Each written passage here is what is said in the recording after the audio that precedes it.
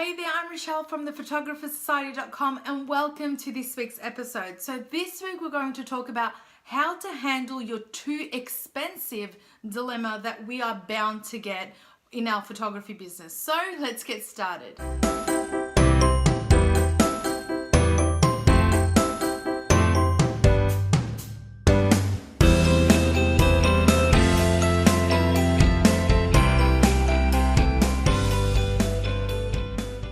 So you follow up with a client once or twice or up to 5 or 10 times or however much you do, and you realize, or they give you that excuse that you're too expensive. Now that isn't really always the case, so don't let it pull you down. But I've got some tips for you on how to actually deal with that and maybe turn it around, so fingers crossed. So first thing is you need to explain how you're the professional, not the beginner. And I don't care if you've just started yesterday. You know how to use that camera and you know how to take photos, and they're contacting you because they aren't the professional. Remember that. So you are the professional even though you have just started yesterday. So if you're ready to take on a client and get paid for it, that means you are willing to be the professional, so act like it. So people hardly ask how long you've been a photographer for, and all that sort of stuff, and the expertise that you have. So tell them about that. Tell them that you've just finished studying if you have. Tell them that you've done a lot of portfolio building, and that's why they might find you expensive even though you're not really expensive, and there is more expensive photographers out there.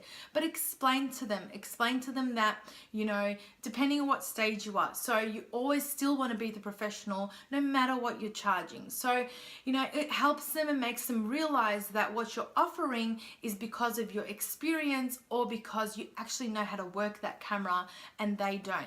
So if they find that you're too expensive, I pretty much just lay back and let them decide in the end. But it's my job and it's your job as a photographer to explain to them why they would pay for someone who actually just takes photos.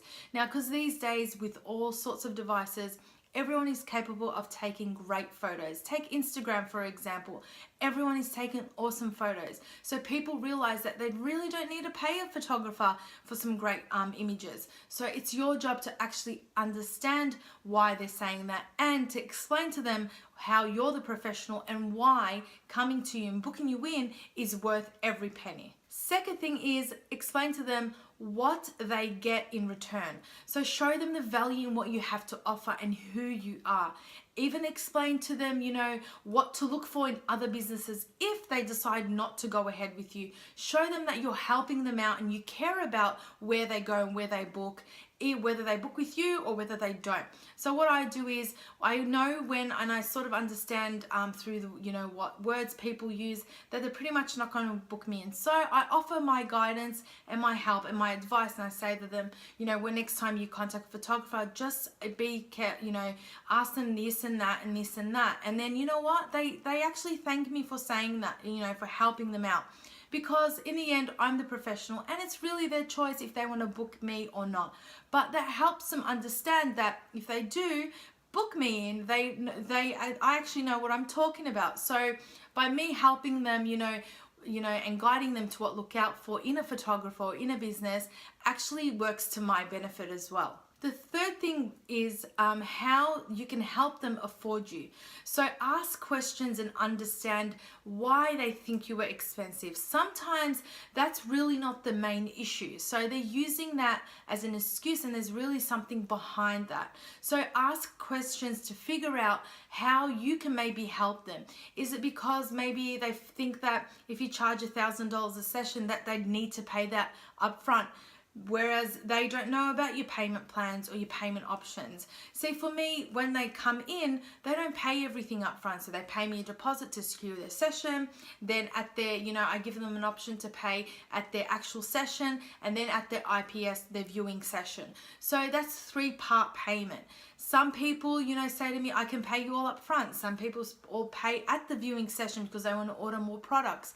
It depends. So depending on how you run your business, understand why they're saying that you're expensive, because it's most likely reasons behind that saying, and it's really not about if you're expensive or not. Fourth thing is, which I really want you to think about and do most of the time, is don't stress if it's not the right fit.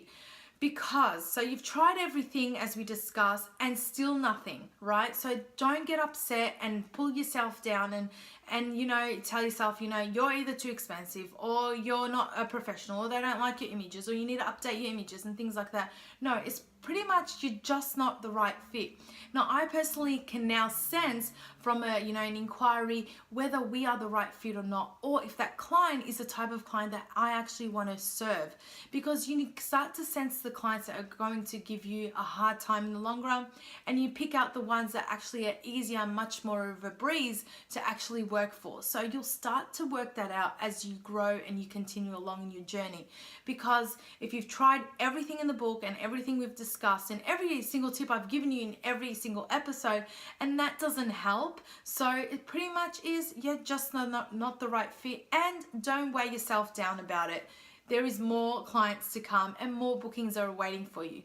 So I really hope you enjoyed these 4 tips and this episode overall. Remember, leave me a comment below and let me know, do you find that that's the main excuse people give you, that you're too expensive? I'd love to know in the comments below.